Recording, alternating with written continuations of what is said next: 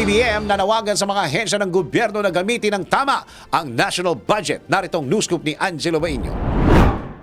Nanawagan si Pangulong Ferdinand Marcos Jr. sa mga ahensya ng gobyerno na gamitin ng tama ang national budget. Sa ginanap na signing ceremony ng 5.768 trillion pesos na 2024 national budget sa Malacanang, nanawagan si Pangulong Marcos na labanan ang red tape na kadalasang nagiging sanhi ng overspending at underspending. Anaya dapat din nilang parangalan ang taxpayers na nagbibigay daan upang magkaroon ng pondo para sa susunod na taon. Paalala ng Pangulo, nagtatrabaho sila hindi para sa sarili kundi para sa bansa. Nakadetalye sa 2024 national budget ang plano ng administrasyon upang malabanan ang kahirapan, kawalan ng edukasyon at kagutuman. Nakatuon din ito sa produksyon ng pagkain, pagprotekta sa mga tahanan at paglikha ng trabaho para sa mga Pilipino. At yan ang aking news scoop. Ako si Angelo Bainio, nagbabalita ng tama, naglilingkod ng tama.